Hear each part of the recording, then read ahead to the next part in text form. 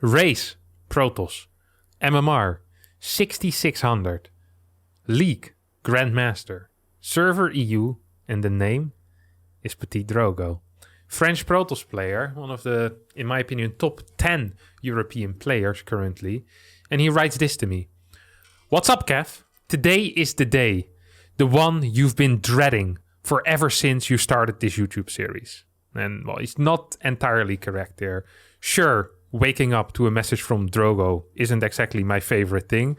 There's a lot of people I would rather get a message from. But honestly, getting a Skype notification with a little story in it is not really the day I've been dreading. But let's continue. You ignore this replay. The story ends. You wake up in your bed and believe whatever you want to believe about the state of ZVP. You watch this replay and I show you how deeply imbalanced Zerg late game is. We have a famous saying in France, ever since the Maginot Line 1940 incident. Ils sont passés par la forêt c'est solo. Which roughly translates to played perfect, still lose. Now, I'm no native French speaker, but I don't think that exactly translates one-on-one. I digress, let's continue. I think this saying is fitting here, as my German opponent was using an even more broken tactic than the Blitzkrieg, Zerg units. This game, I put on a hard hat and a hammer, like the good working man, and built a beautiful setup for myself. 5 bases, extremely good upgrades, and the complexity of my army was good enough to make a tasteless cry. I almost won the game after such beautiful play. Sadly, in a very lore-accurate way, the Zerg army was overwhelming, and there was nothing I could do. Ultralisk and Broodlords dominate the ground. Corruptors make sure I don't get to build any air units. And worst of all, Infestors indoctrinate my own units, making them fight against their own brothers and sisters. I could go on, but the replay will speak for itself. So what will it be, Captain? Will you tell the truth to your audience and admit the game is imbalanced? Or will you lie like a coward and tell me I suck? The choice is yours. Petit Drogo. P.S. Yeah, I guess I had a bit too many workers. Now, I can't be the only one that spots the irony in a French person calling me a coward, but we'll skip that for now, hop into the game. I decided to skip the first 2 minutes and 34 seconds because I do believe that Drogo is perfectly capable of doing the first 2 minutes and 34 seconds perfectly. He is a professional player that has been playing StarCraft 2 at the highest level for a very long time. And he is one of the players that loves playing one style again and again and again and again, and just slightly improving that style again and again. And kind of unlike a regular French person, he doesn't actually like cheese that much. He is a player that wants to play very solid. He'll have build orders that are kind of aggressive, but cheese is not something that he has in his toolbox. He has a lot of tools in his toolbox, and he can play different styles. But the thing he likes the most is perfecting one style and playing that over and over, improving just the tiniest bit every single game. So I'm looking forward to a very tight early and mid game, a very good understanding of what to do in every single situation. And I'm kind of curious how this is going to be. Now, the opponent he's playing against is Shopify's Rebellion Lambo, who happens to be my teammate and a good friend as well. One of the best Zergs in EU currently. His best performance up to date is getting second place in the next tournament last year, somewhere in October. He beat Dark in the semifinals and only barely lost to Serral in the finals. I think it was 4-3. An absolutely fantastic player, very good theoretical knowledge, solid mechanics as well. He's also known as the Professor because of his strong theoretical knowledge. So this is quite the match here. I assume this is the European ladder. I haven't seen these two guys play each other in the last, few months, I think, in a tournament, or the last few weeks at least. But maybe I haven't been paying attention. But for all I know, this is most likely going to be a ladder game. Drogo opens up by sending a Void Ray across the map here. I think he tried to deal some harassment as well with his adepts, but he's killed one worker so far. Now pulls this is a really cool move. He pulls the queens away with his Void Ray, flies in with the Oracle to try and deal some damage. Because at the highest level, it is really common for Zerg players to skip their Spore for as long as possible to get optimal mining. So you'll see Lambo skipping Spores in 2 out of the 3 bases. And this Void Ray move, which I think most of us got introduced to by Zest. He was someone that initially loved doing this. Especially with double Stargate openers, sending 1 Void Ray and then the Oracle, bam, can kill some workers. Did kind of work out. 3 workers have gone down, and the Void Ray is in a bit of an awkward position, but this seemed to be the plan for Drogo. So I'm just curious what he's going to be doing there. I could say, well, terrible, this is going to suck with any type of Ling defense, you know, if Lings attack and you need to defend them, but this is obviously a very conscious play out of Drogo. He understands what he's doing. I'm just curious what his actual plan is going to be with that Void Ray. There is a Forge and a Twilight before the Robo, before the Queen nerf, where the Transfuse was still possible of creep. This would have been considered a very, very risky play, because opening up with not a Robo, not straight up rushing into Disruptors, was basically a death sentence against any type of Queen push. But nowadays, as Queen pushes have become rarer and rarer, getting these quick upgrades has actually, well, I don't want to say become the norm, but has become extremely common in this matchup. So it's cool to see Drogo also opening with that. He's honestly been doing a good job. Killed 4 workers so far, seems to have good information of the layer timing, knows that there is a fort base, and this is kind of what you expect out of Drogo. He just completely understands what he is looking for in the early game, what he wants to be doing when he scouts something slightly out of the ordinary. This Void Ray from the back is coming back in. I think did it manage to kill a work here? At least forced a Spore to be built. It's just really cool, kind of that play between the Oracle and the Void Ray. The Void Ray coming in from one direction and the Oracle coming in from the other direction. Really keeping Lambo busy here. Lambo only on 69 workers so far. And Drogo is just kind of being passive, not wanting to attack before he has his setup. As he mentioned in the balance form as well, he said, I got a really good setup in the early game. You know, I was happy with what was happening. He gets a double scout off as well. He has triple sentry, so he's going to be scouting for days here. Oracle can get the revelation, sees more drones moving towards that fort base. Double hallucinations are now moving in as well. We'll just be rallied over these bases, trying to figure out what tech it is that Lambo is going for. And he spots the Spire here. Lambo already was getting an extra gas, so probably just wanted to build 8 or 9 Mutas into Ravager Ling Bane. This Void Ray is doing a decent job against the Spire though, and I do like this. Honestly, so far, Drogo is playing a fantastic game. He scouted absolutely everything. Now, I don't want to say this is the perfect game so far, but if he loses in the next 20 seconds, I'd say, yeah, played perfect, still lost. The French saying here is pretty darn accurate. He gets the Spire, only a single Muta gets built, and immediately Drogo is already transitioning into triple Stargate as well as a Fleet Beacon. Now, there is perhaps one point where I'd have a small criticism here, is why is there no +1 on the way yet? I'd feel if you want to transition into a fast triple Stargate, getting a slightly faster +1, and also taking the gases before your fort base finishes would probably be a wise play. Drogo has scouted, or should have scouted, the drone count on the fort already, and probably should have scouted this extra gas as well. Should somewhat be aware of what's kicking off. I feel like these gases should have been taken slightly earlier, and the +1 should have started. Now, this is of course a little bit nitpicky, but once again, this is 6.6k MMR. Drogo is absolute top 10 player in Europe. Details matter, and honestly, not much has been happening, so there's no reason for it not to have gone correctly.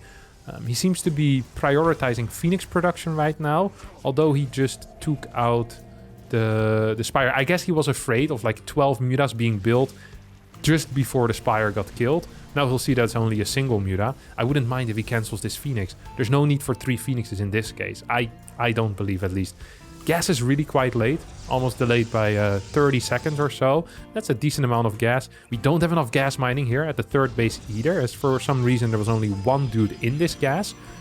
2 dudes in the gas, so we lost a lot of gas mining, and as a result, we really see that the gas mineral balance is just that tiny bit off here. You know, there's only 200 gas in the bank. He's continuing upgrades as well for the ground. And the question to me is, what are the triple Stargates for? You know, if you're planning on going for a quick carrier rush, that's fine.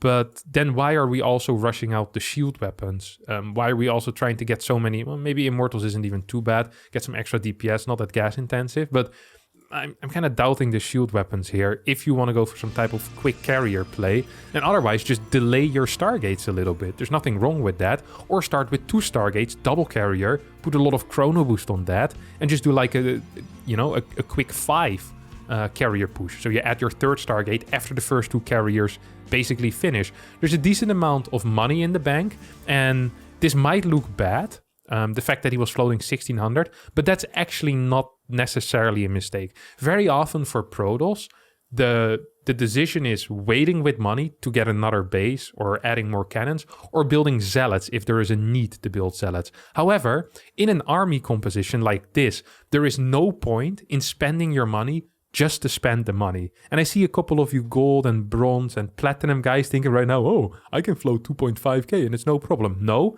it is no problem if you're not being attacked. Because adding 25 zealots on top of this army is actually useless, because it would just make banelings, which Zerg should always be capable of building, because there's always going to be a baneling nest, would just make the banelings a lot more useful against an army like this. So you only want to be building zealots in 2 situations. 1, if you have a prism in their main base or you're doing a major run-by towards a base.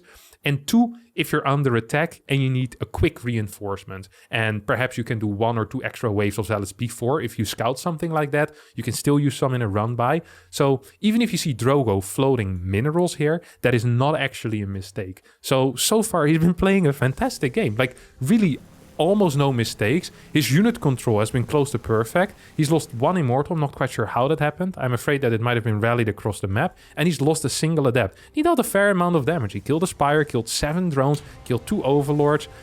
Perhaps one point of criticism is that he hasn't been capable of clearing any creep. But at the same time, the creep spread also isn't massive and impossible to clean up later on. There is no observer yet, and that does worry me a little bit, because the moment these first 3 carriers are going to pop will be the first timing where Drogo actually has a little bit of map control. And with that little bit of map control, he should be capable of clearing a fair amount of creep, at least around the bases. You want to be clearing all the active tumors, which makes it really difficult for the Zerg to kind of start respreading again. The queens need to start moving there. That can be scary. There's only 7 queens total, so there's not even that many queens to respread everywhere. And yeah, not having any type of major splash in this army as well. This, I understand it, because he didn't have that much gas, but right now the gas is available to at least start Storm, I would think. He's nearing max as well. Like, if you look at an army that is maxed, you always want to think, what is the easiest way to improve it without spending a lot of supply? So if you could spend every little bit of supply, you could say, well, you'd get rid of 20 zealots and you replace that by 8 carriers. That would obviously improve that army. However, in this case, it's already maxed. You want to slowly get rid of the zealots. It's not like you're super rich yet. So you get rid of 4 zealots at a time, maybe. And in this way, a good way to improve this army would be to just add 3 or 4 Templar, get Storm, and that would increase the power, the damage output of this army by so much more than any other 6 supply possibly could at this moment. There's no other 6 supply investment that can be built with the money that Drogo currently has that would have as much of an impact as getting Storm and 3 more Templar. Sure, Storm has a decent research time, but it's with 2 chrono boost on it, it's really only about a minute, 59 seconds, I believe. So, I don't know. I feel like that would be a very good solution to the problem of not being capable of increasing this army currently. It also could just be used as a transitional tool. If you know that you want to fight right now, you might want to be getting Storm ready for the next push. Now, this is these zealots are absolutely blitzing in there. This is not the way you want to engage Drogo. You know that, I know that. I'm not going to pretend like this is a good fight. Zealots are a big part of your damage output in this army. You have 9 of them. 10 of them. You send all of them forward like a bunch of idiots. You don't have an observer with your army, so you're not even killing creep. There's no oracle for revelation either. Or, well, you have an oracle, but you're not using the revelation on the creep or on his army. And you just move command, the zealots, into his banelings. He has to spend a minimum amount of banelings, the smallest amount of banelings, to kill all your zealots. So the job of the banelings practically has been done already. Fantastic job. You just made his life a lot easier for no real reason. Not having an observer with this army, not having a prison with this army, like, these are obviously very big mistakes. It makes it impossible to reinforce this position. It gives your opponent free vision. Why would you give your opponent free vision if you don't have to? These are big mistakes, and they're rather obvious. I find it difficult to believe that you believe that your play is perfect at this moment. Like, there's obvious errors so far. Now, you're going to set up another run by. This is what, 10 zealots. And I like this. You're slowly getting rid of crap units like zealots. And, well, the control on them is not very good. But I can kind of forgive that as well. Once again, no observer with this army means that this creep still gives vision, makes it difficult for you to do any aggressive rotations without being spotted. I'm not quite sure why you would want this creep to still exist. You're also not aware of where his army is exactly. You don't have Storm in this army yet. These are... We could have started Storm legit a minute and a half, 2 minutes ago. Would have been capable of having this army. All of this creep could have been gone. Now Lambo gets a way better fight than he probably ever should have with a pure Roach Corruptor army. I mean, you had a massive army. You had a great composition. A couple of your zealots did get through, but it looks like they're getting F2'd back home. Now they end up going here towards this hatchery. Yeah, the fights so far just haven't been brilliant for you, but despite that, you're not even that far down in resources lost. Pre-Broodlord Infestor Viper, it's really difficult for Zerg to get cost-efficient fights, honestly. It just doesn't happen, because their main tool is going to be the Baneling, and the Baneling inherently is a cost-inefficient unit. So far, I'm not a huge fan of what you've been doing. The fact that you're losing more than your opponent in these fights show that the fights haven't been going too great. Now, Broodlords are coming out, Vipers are coming out. Your plan is to still go for this push. So you're setting up for a carrier Void Ray-ish like push. I do like that you're continuing upgrades very fast, by the way. I'd like to make a quick note of that. Is the Double Forge is really going to be paying off soon. Especially in these, like... Whenever you play a late game against a Zerg, eventually you're going to get little skirmishes on the sides of the map.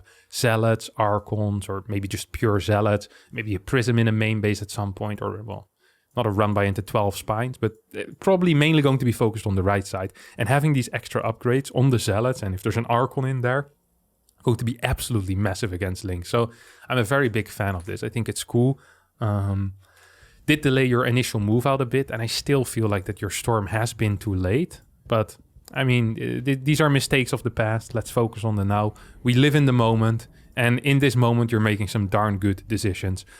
The only thing that I really dislike is that this observer has been so slow. I really think this has been one of your biggest mistakes. And also just not knowing where his army is at the majority of the time could have been a lot more painful if you were slightly more out of position. This Baneling run-by is going to go in. I think they don't even have +2 yet. Get a nice pylon wall here, Drogo. Very good. Good warp in as well. Man, this was... I just kind of want to go back here. This was fantastic. Look at this. This actually was really cool, because Drogo kind of gets caught off guard. And I don't do this a lot in IODIS, you know? I hardly ever get to highlight any cool plays. Drogo gets caught off guard a little bit here, you know? But he immediately realizes that he's being duped. And his response against this Baneling run-by is honestly close to perfect. He doesn't have energy for a recon. He's like, hey, Banelings, I don't want them to reach into my mineral line. Throws down the pylon here.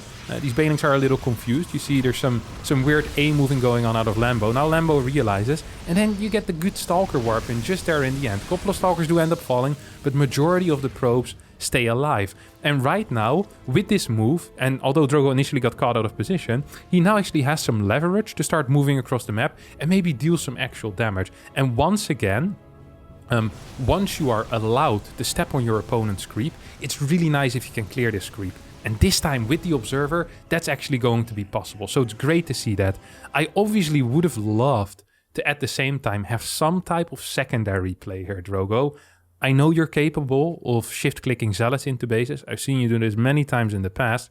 And having just a little one-sided affair here makes me sad. I think getting 5 Zealot in towards this base, or even running them down here or down here, would have been super helpful. It just forces your opponent to spread the attention. You don't really need to control the Zealots. They work by themselves. You know that. I know that. I also wouldn't mind if you send this Prism into the main base with like 4 Zealots, then pop it back down immediately. You know, these very small moves cost very little effort for the Protoss and cost a lot of effort for the Zerg to kind of fight off. Use this Prism well. Okay, now in this type of fight, I usually believe the correct play to be to focus down Brute Lords. There's only 8 Brute Lords. You have carriers with +2. And there's 1 carapace upgrades on the Brute Lord. So in this case, you could have focused down the Brute Lords. But let's just slowly go over this fight again and actually take a look at what these carriers are shooting at. This is why I think one of the most important things with this type of 5, 6, 7 carrier push is to have a separate hotkey for the carriers. So once the interceptors are out, you can actually start shift clicking down Brute Lords. The moment Brute Lords disappear from this army, let's just take a look what you're actually fighting. You're going to be fighting 26 Lynx and 14 Corruptors. Now, both of these units have one very hard counter, and that is the Archon. And you have plenty of Archons. You can even warp in Zealots against it, honestly, as well. Especially with the upgrades that you have, right? You have fantastic upgrades. This guy only has, what? +1. He's gonna get 2-1 soon on his Lynx. You're working with 3-2 already with shield. Like, if you clear the Brute Lords here, this game is 100% over. But let's zoom in and see what these carriers are actually focusing on. So one carrier here, look at that, spreading the wealth to this Spore. Spore under some heavy fire from this carrier. Really cool. I'm glad to see that happen. And we see the Spine Crawlers, it's taking some heavy damage. Broodlings are being attacked. A second carrier decides to also send these interceptors over towards this left side. So we already have 2 out of the 5 just attacking Spores on the left side that wouldn't even be in the fight if the carriers wouldn't be attacking it. Now, this Spine Crawler is going to fall faster than it ever would have expected to fall. We have a carrier now attacking one of the Queens as well. More Broodlings going down. Not a single carrier out of the 5 carriers is attacking these Brute Lords. The only real source of damage that can clear the ground. At the end of the day, the only thing that matters for you is making sure that you can win the ground fight. And if you kill the Brute Lords, that happens. He'll need to morph more Brute Lords, and you already have Blink on the way, so you're somewhat prepared for that transition. It's obviously absolutely terrible target fire. And now finally you start going after the Brute Lords. You'll get, what, 1, 2, back to the Queens, and back onto the Spores.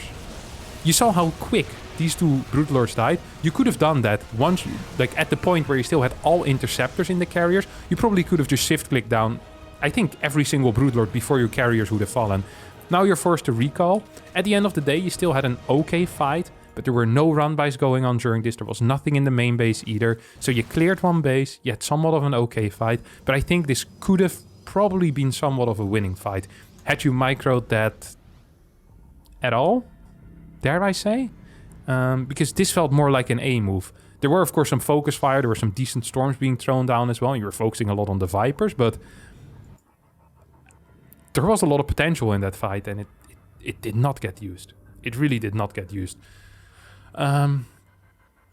Prism towards the main. Now, this is the type of move that I would absolutely love if the year was 2010 and you were in bronze.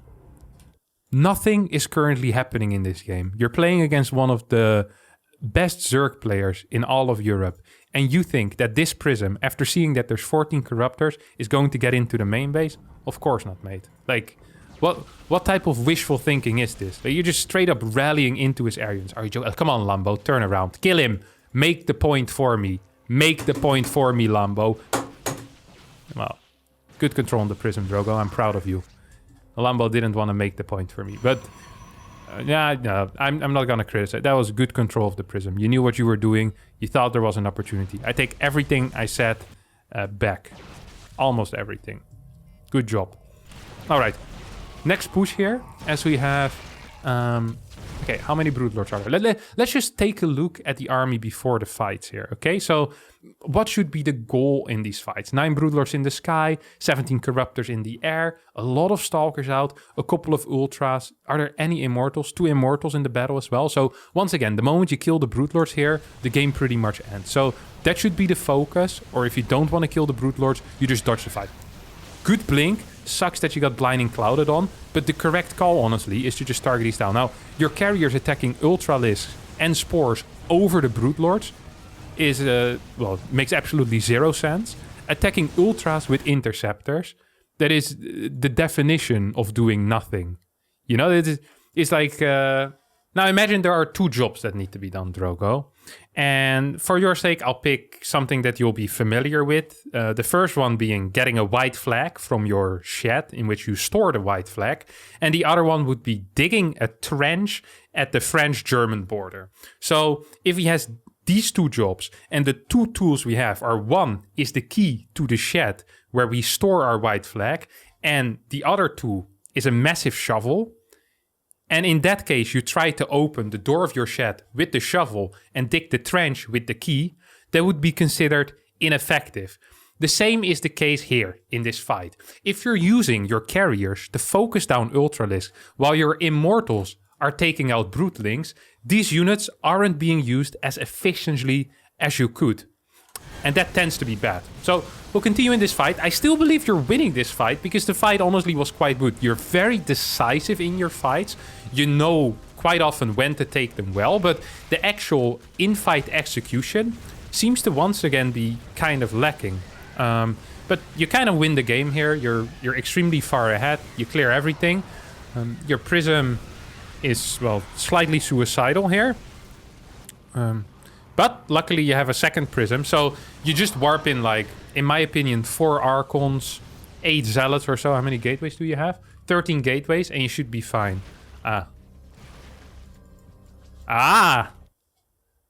Very smart. Look at this. This is also understandable. This is a very understandable move, and I'll explain you guys why. So right now, what happened here is Drogo sees this Prism, but it is resting, and Drogo assumes that it is currently on strike, as a lot of public services in France usually are on strike. He's like, I probably can't use it. So instead, he just uses the pylon at home. I also like that he uses the pylon that is probably one of the furthest away pylons from the battle. Rather than going to the fort base or going to this base, he decides, no, the natural is where I want to be warping in, so that my stalkers need to move over to the battle for another 10 extra seconds. Very good call, Drogo. I appreciate the... keeping your units fit, making them walk a lot as well. There's what? 14 Stalkers it was? No, 13 Stalkers. Imagine that this currently has 13 extra Stalkers. That would have been a lot of units. That would have been absolutely fantastic. You probably would have been able to just completely destroy everything here. I like the target fire with the Immortals. Pretty good. Yeah, 13 extra Stalkers would have just straight up won you the game in this fight. Now the Stalkers are going to be arriving after the game pretty much ends. Or not the game ends, after the fight pretty much ends. You still, however, have a lot of money in the bank. You cleared 2 bases. Did you clear any major tech? You didn't really. But I still believe you're in a good spot. One of the reasons being that your probe count is so insanely large. Now that, of course, has disadvantages as well as advantages. The disadvantage being is that your maxed out army is weaker. The advantage being is that you seemingly have a never-ending supply of money. You're not actually outmining your opponent currently, as Lambo also has a decent amount of workers, and you were transferring a couple of dudes. Yeah, it's unfortunate that you haven't cleared the creep in the middle yet. It's actually kind of starting to piss me off, the amount of space you're getting to clear creep, and you not taking that opportunity to do it. Because just because you're lacking an observer. There's no real other reason at this point, except you just not having an observer. That is nothing but a mistake here, in my opinion. I can't imagine a scenario in which an observer would not have been good in this entire game.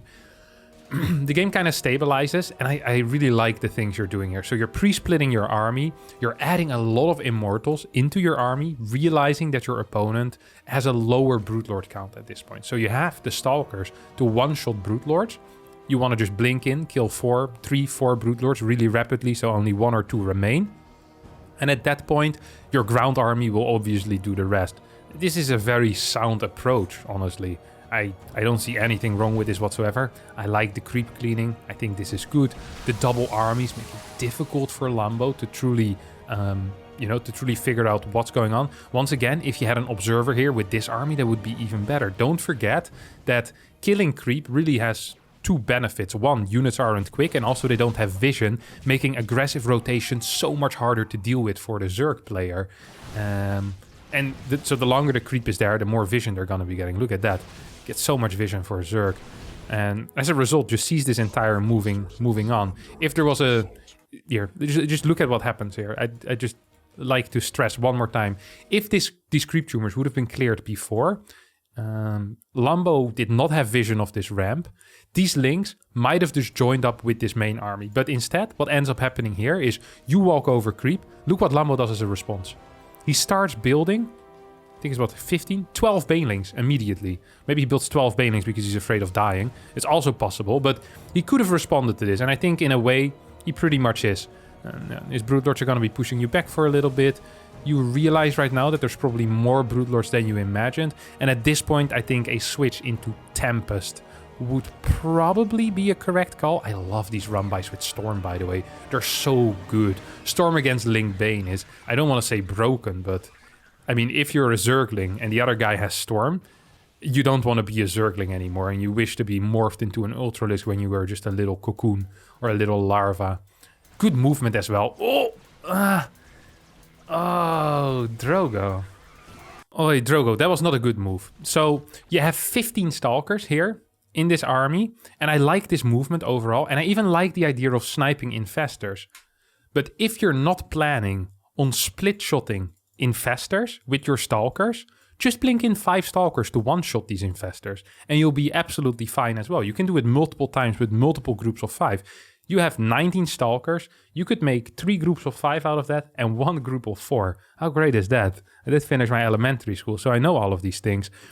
Now what's going to happen is you jump every single Stalker forward. He throws down 1 Fungal. Sure, you kill 3 Infestors, but you also would have killed these 3 Infestors with just 5 Stalkers. So there's absolutely no need to lose all of these Stalkers.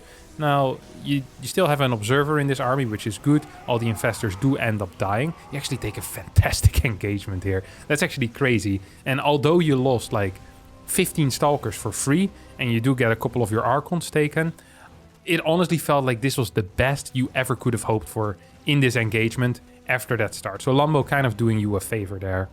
I would really like to see some Tempest being added at this point, though. You need to get back into air, because without... Tempest is just correct here. It's either Tempest or back into Carrier, which is technically also possible, but because you're playing against someone that has Ultras, having a good ground army usually is best. So the way that works is that... if you're playing Carrier, your ground army often sucks, because Carriers get better the more you have. But with Tempest, there's pretty much a limit to how many you need, somewhere between 5 and 7, most players agree on. So you don't really want to get more Tempest than that. But with Carriers, if you can get 15, you don't really want the ground army. And that makes it difficult to fight Ultra Infestor armies at times. Oh my good lord, that was a huge fungal. Quick response on the recall, but obviously not great that it happens. This is a good attack though. I'm not quite sure if they ran by. I'm gonna check. Okay, they just ran by. This is good play. This is really good play, and this can only happen because there's no creep. Lambo is completely blind here, and these Zealots just go in. And I'm not saying that this wins you the game or saves your game, but I think this is definitely a contributing factor in helping you stay alive. If this doesn't happen, you're not going to be dying here, but we would see a split off of maybe two Ultras, 12 Banelings, trying to attack a right side base, couple of Banes maybe moving towards this base or some Links here. Now Lambo is forced back completely. The only reason this happened, once again, is because you took out the creep and you got in. So this was absolutely huge. And this is kind of what I always want you to do, Drogo. I always want you to have these run-bys that don't get spotted by creep, because that just makes life so much easier for you. It really does. Mothership on the way, I like that a lot. Providing invisibility for your army is great, fantastic. Another thing, by the way, I want to pay attention to that I haven't really mentioned yet, is that I really enjoy Drogo SimCity in general.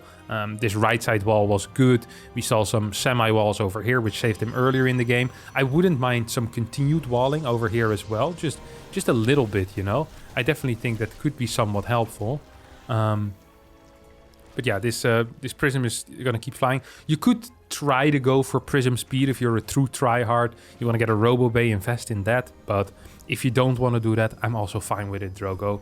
You know, I'm on your team here, and you don't have to do it. I like the Oracle, double Oracles as well. Maybe even triple Oracles in case you lose 1 or 2. And this would be the first time where I would truly say, hey, the probe count is a bit much right now. We're oversaturating bases. We want a bigger ground army. We see Lambo is dialing back the amount of drones that he has as well. So his army supply is growing bigger and bigger. As a Protoss, you always kind of want to be matching what the Zerg does. You either want to be lower on worker count or you want to be equal, but you never want to be higher in worker count. I don't think so, at least. This is my opinion. Of course, you can disagree with it, but I think majority of the time there's no use in the late game to be higher in worker count than a Zerg. It's a good move out of Lambo, this run by the way. Kind of realizing he's doing similar things here, what Drogo was doing earlier with that Zealot run, by just forcing your opponent back. This base is really important right now for Drogo, and this type of play forces him to just go back home. Or to just try and straight up engage into this army, forcing the run by back home. I like this ballsy play here out of Drogo, identifying that there's not that many spores here, and just start shooting immediately. How many Templar are we at? We're at 5 Templar. 3 of those Templar are at home. No, 1 of those Templar is at home. This is a really good start of a fight, honestly. And if he just plays this out somewhat patiently, with the constant use of these Tempests here, I think Drogo is going to be in a fantastic spot. He could definitely, you know, he could keep shooting for a while. He has infinite vision with the Oracles. If he just clears these tumors, look how little vision Lambo has. This is the hardest part for Zerg, is all units are invisible. He's not moving on your creep, so you can't even see the shimmer. This means that every shot comes out of the dark, and Tempest outrange absolutely everything. You need to abuse this harder. At this point, I also wouldn't mind if you still have any Zealots in this army. There's not. Even if there's not Zealots in this army, to just send like a couple of Zealots over here, some Zealots here to clear these buildings, or maybe try to clear this, you know? This is the moment where if you would have 15 less supply in workers, and that would be 7 Zealots, or like 5 Zealots and 2 DTs, that would be super useful in this type of scenario, because it's really difficult to deal with if you're under a lot of pressure as a Zerg. So, yeah, this is a classic. Now, this is one of the most frustrating feelings, is that you hit the feedback as the Viper at the same time also hits his abduct. And here something happens which can only be described kind of as the sunk cost fallacy of StarCraft 2. So we see that Drogo already feels invested in this fight and believes that he can still save this mothership. Now, this mothership is worth 800 resources. Don't get me wrong, it's an important unit, and I'd like to see it back. And if you can save it, you probably want to save it. But it gets pulled in, face first, into an army with Corruptors, Infestors, a bunch of Broodlords, some Ultras. This Tempest army, the main purpose of the Tempest is to fight long-range fights over an extended period of time. You want to be sniping single units again and again, and you want to deny your opponent from engaging immediately. The longer you can stretch out the fight, the better it gets, because you have the range advantage. So here Drogo gets tricked by Lambo into actually moving into this position. Drogo semi-saves the mothership, but gets into a fight where he didn't want to be in. Infestors can throw their Neurals, Ultras get pretty decent, surface area, and literally every single Archon fights for the wrong side here. Like, this is a classic case of losing one unit that he cared too much about, and then losing his entire army trying to get the unit back that already died. And often that is the mothership.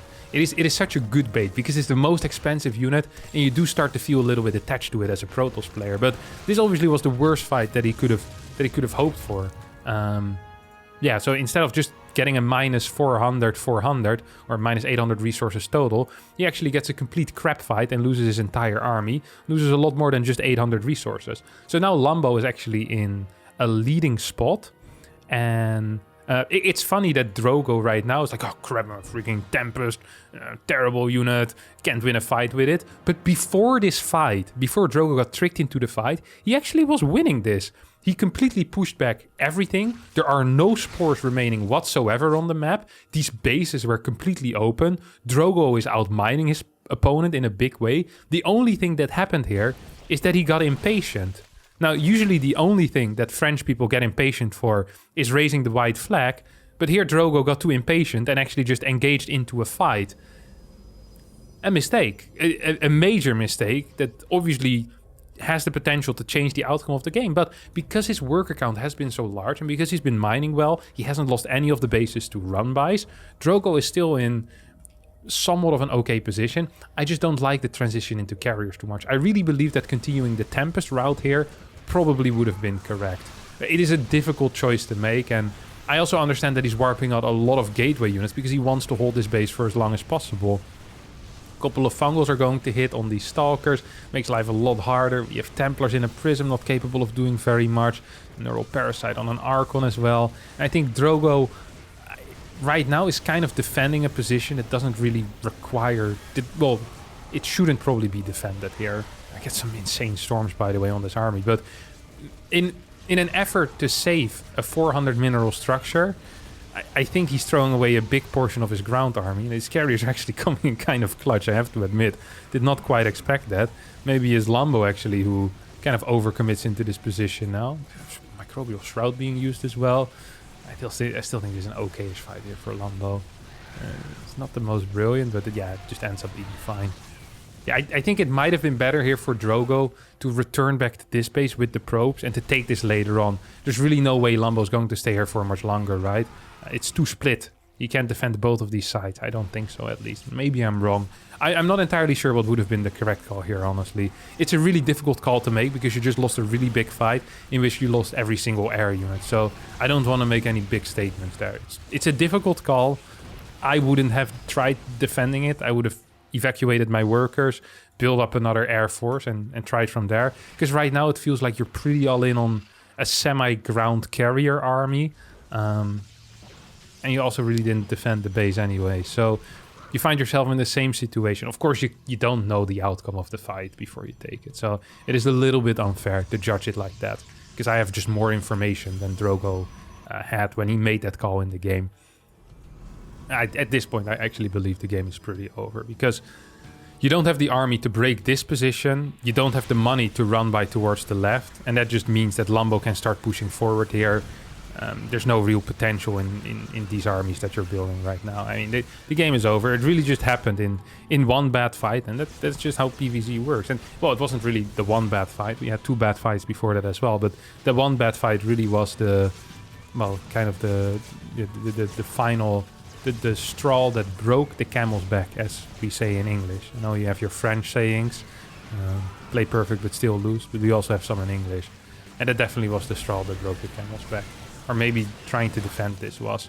Yeah, you're absolutely dead, and I admire your ability to stay in a game where you've absolutely lost. Your Stalker's poking forward a little bit. Nexus at the 3 o'clock. Not bad. But I mean, it is just over. We can kind of move forward. Lambo is so patient with this as well. Look at that. I'd absolutely be just rushing in with my ultras. It's even moving his spines forward. God, Lambo is such a tryhard sometimes. I'm gonna flame him later on Skype today. This is a little bit pathetic. I should have just A-moved into this. Come on, you have queens. Morph some Broodlords into your opponent's face. Finish the game, Lambo. Grow a set. Come on. Unbelievable. Well, he's gonna take out this base. I actually can't believe how long Drogo stays in. I would have left 5 minutes ago after I lost the middle fight. So I really admire the grit. GG as well. Drogo leaves the game. There were no observers, so it probably was a ladder game indeed. So I was correct in that. And yeah, let's just kind of go over your thing again. Let me open my Skype, because Drogo, as the privileged programmer that he is, didn't need to fill in a Google form. He actually just messaged me on Skype with an entire freaking 2-page essay. I'm not even sure what he complained about. Ultralisk and Broodlords dominate the ground. Corruptors make sure I don't get to build any air units. And worst of all, Infestors indoctrinate my own units. Now, the only time we've really seen the Infestors be super useful was in that final fight. And that was because Drogo attacked into, well, a position where he never should have attacked into. He tried to defend a mothership that already was a goner. I don't think Infestors are very broken at all. You can feedback them, you can storm them, they have extremely low HP. Disruptors are very powerful against them. They're practically static units the moment they use their neural as well. Tempest outranges absolutely everything. Feedback outranges the Vipers as well, or is the same as Viper, so it should be absolutely perfect. Like, if you micro a Tempest army correctly, like you were doing before the one mistake that you made, I don't think any of these units are much of a problem. you never had any major issues with the Ultralisk. The only time you had an issue with the Ultralisk is when you blinked in 16 Stalkers to snipe 2 Infestors. Then you got Fungold, and yeah, well, if you're standing still in front of an Ultra, he's pretty darn powerful. He's gonna punch hard, you know. But if you're running away and if you're kiting, which you could have done with your Stalkers or you could have done with your Immortals, and you did a lot of the time in this game as well, I don't think they're much of an issue. Lambo didn't even make that many Corruptors. At times he had 16, 17 Corruptors, never much more than that. Your air army never was in any major trouble until you just, except the times where you just decided to fight into bad positions. I think this game wasn't really that bad. Like, if you look in this game, it is very clear that the fights that you take are often good, a lot of fights that you take, but the actual in-fight execution of the micro is a little bit lacking. The carrier targeting is really mediocre, or well, practically non-existent. Broodlords just get to live their life. I think you're too aggressive with Tempest often, wanting to straight up go into a fight where you're not really abusing the range and the main, the main advantages of the Tempest, which is the range and the fact that they can one-shot any air unit. Once you get like 6 or 7 out, you can one-shot Broodlords, one-shot Vipers, one-shot Corruptors. And if there's no Spore Forest, like there wasn't in this game, it shouldn't be an issue. I don't think I am a coward for telling the truth. I think one of the most important things is speaking the truth at all time, Drogo, especially when you're being peer pressured by people of the same faction as you. And that is what's happening right now. And I'm not going to fall for it. I don't think this was imbalanced. I also don't think you suck, but I do believe that you sucked harder than Lambo in this game and that he deserved the win. And that's my verdict. You suck harder than Lambo. Thanks all so much for watching. Thanks to Drogo for sending in the replay as well and providing me with some reading materials before heading to bed. Very kind of him sending me that little essay that he wrote. I'll see all of you next time for a new video. I hope you did enjoy this. If you did, don't forget to hit the like button, subscribe to the channel, and follow Drogo on Twitter as well. His Twitter will be in the description. He's generally very funny. So yeah, thanks all for watching. Bye-bye.